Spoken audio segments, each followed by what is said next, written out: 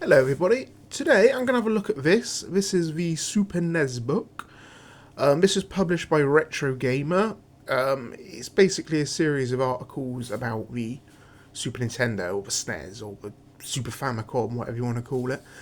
I'm going to go through each page, pause it for a second, so if you want to stop it you can have a look. So let's have a look at it. So this is a contents here.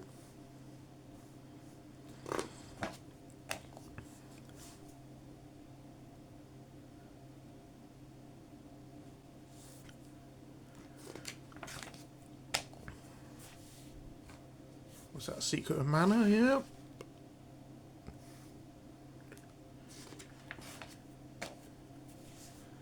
Perfect 10 games. Probably would have included F-Zero in that, or maybe Yoshi's Island, but yeah, overall, pretty good.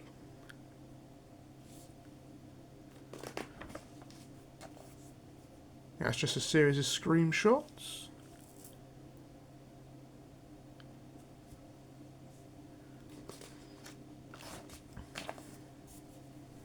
Complete history of Mario.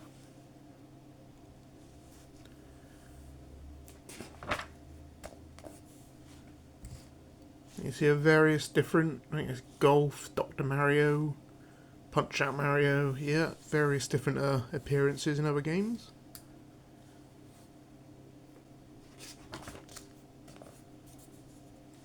So yeah, you can see the sort of evolution of a character. So that's from the original Donkey Kong, from Mario Brothers from '83 and Super Mario Brothers, and it sort of gradually gets better. And I think that is, yeah, Mario Galaxy on the Wii.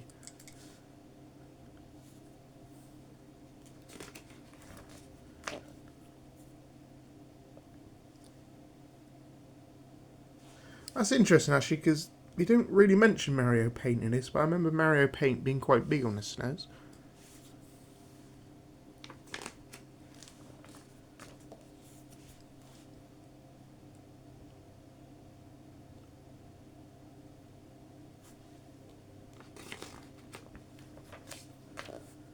Street Fighter 2 Turbo.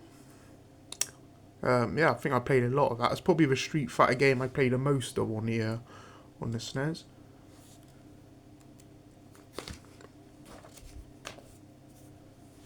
Super Metroid, sequel to the NES game.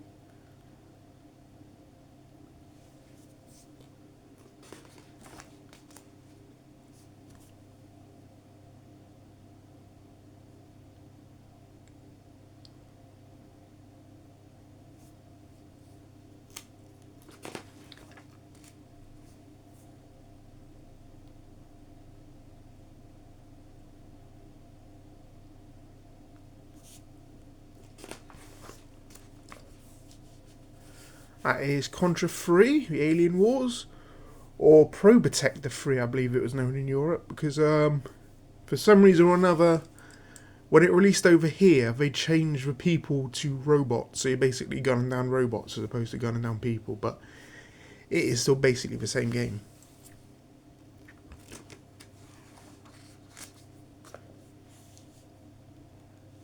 There's Mode 7 Heaven. So Mode 7 was effectively like it's a graphics mode basically, and you could rotate sprites or you could rotate effectively everything on screen. Probably the best example of that is something like Pilot Wings, where it would just rotate the entire ground whilst your character was effectively still or falling. Yeah, really quite a quite an impressive feat at the time, to be honest, because you hadn't really seen much like it. Yeah, so you got Mario Kart used there, Contra 3, Castlevania 4.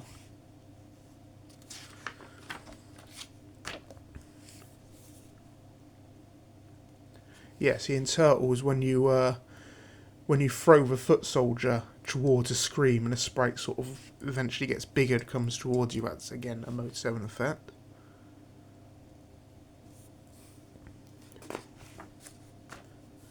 Yeah, it's Pilot Wings. F-Zero is probably another early game which used it.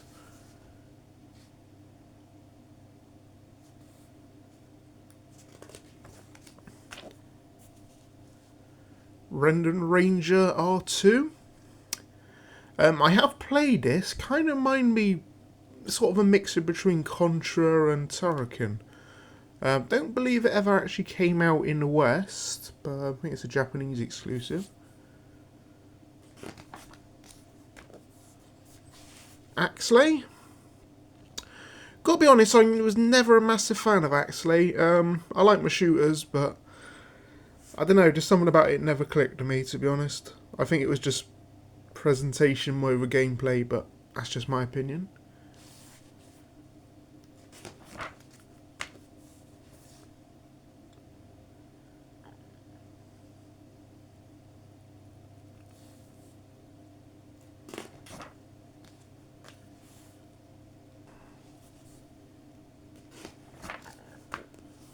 Greatest SNES RPGs of all time?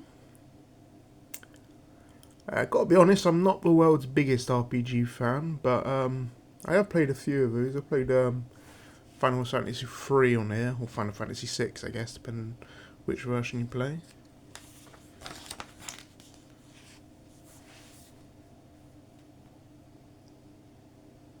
Chrono Trigger, I've heard, is meant to be very, very good. Again, never actually played it, but I know a lot of people like that game.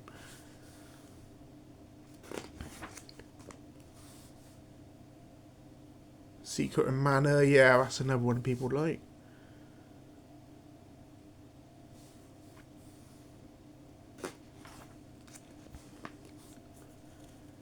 Legend of a Mystical Ninja.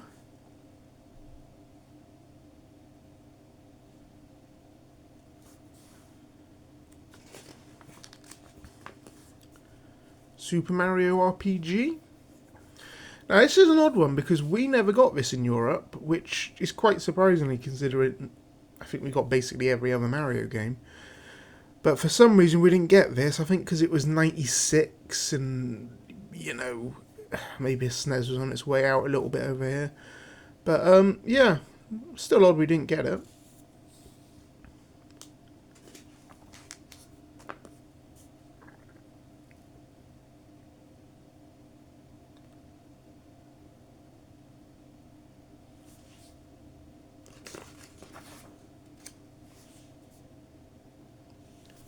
Bit from Link to the Past.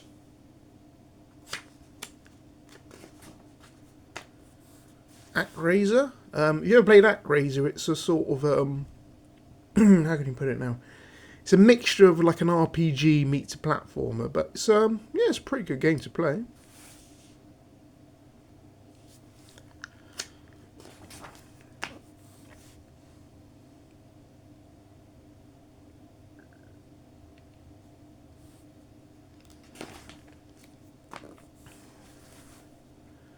I've never played this one.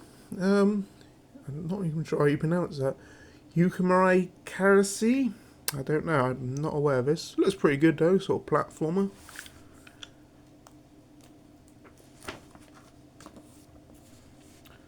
Harvest Moon, first of a long-running series. I believe this was quite a late game, yeah, 1996. So, yeah. It's like a sort of a farming game almost, Harvest Moon.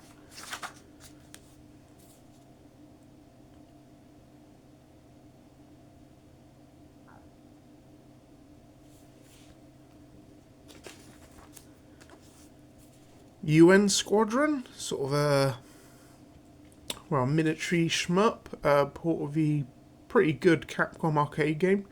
Had a very good port on the SNES, in fact.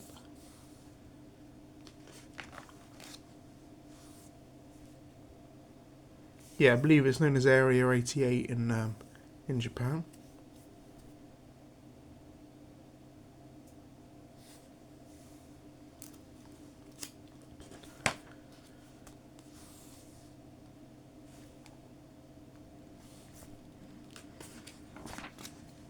Bit from Super Mario Kart.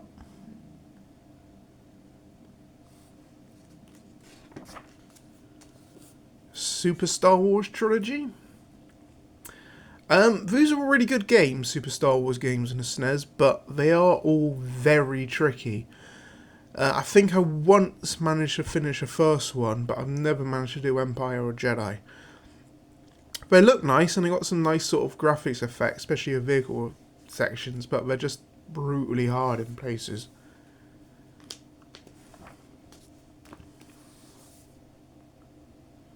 Yeah, a bit of a snow speeder where you fight the AT-ATs and from Empire. That's a really impressive little bit.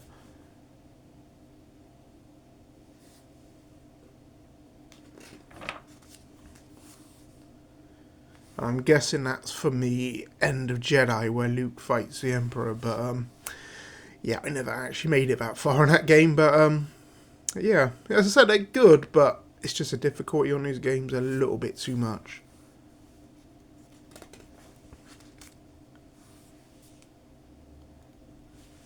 This is the top 25 SNES games.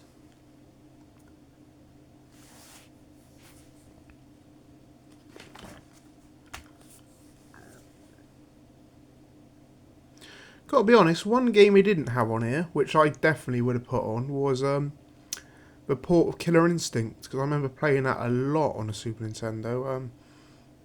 But it's not even in the top 25, which did surprise me a bit, but you know, that's just my taste. I would have put Star Fox higher as well. That would have been like top 5 for me, Star Fox.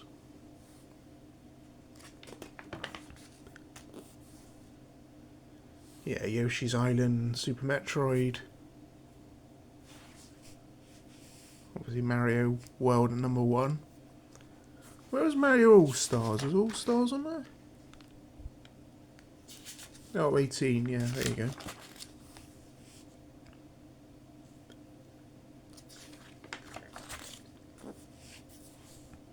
There's a collector's guide. So, for anyone... Well, okay, I'll explain this now.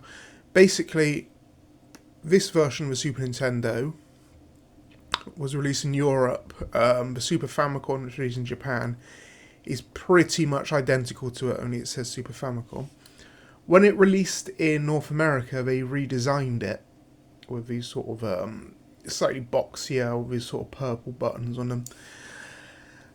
Personally, I prefer our design, but then again, I might be slightly biased. If you're talking American, they might prefer this design. You know, it's personal preference, but yeah, if you're wondering why there's 2 different types. I think the cartridges are just slightly different sizes as well.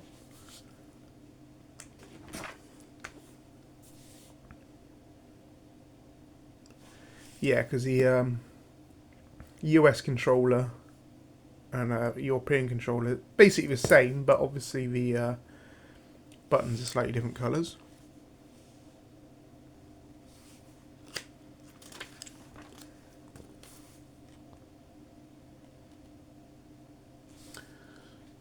That was a little device, well, basically as a pirate device where you could put a cartridge in and you could effectively copy a game onto floppy disks.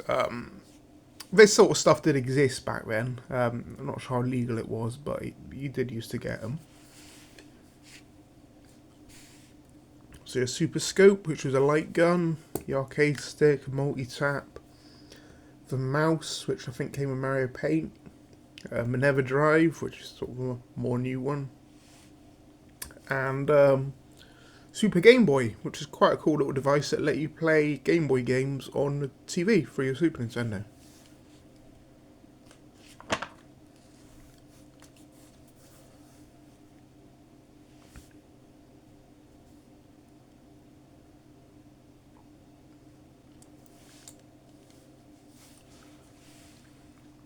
Yeah, see, we never actually got Earthbound over here. Never got Mario RPG either, unfortunately, in Europe.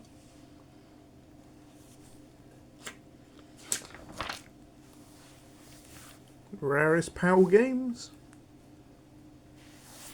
X-Zone, Cool World. Cool World was based on that weird Brad Pitt film, which no one ever remembers. I think because it flopped, and then the game flopped because the film flopped, but yeah.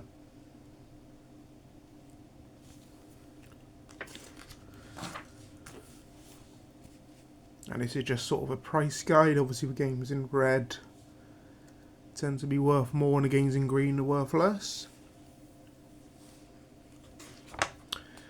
And that is that. So basically this book, half of it is Super Nintendo, this half is Mega Drive. So next video I'm going to be doing the Mega Drive. So yeah, thank you very much for watching, and hopefully I shall see you next time.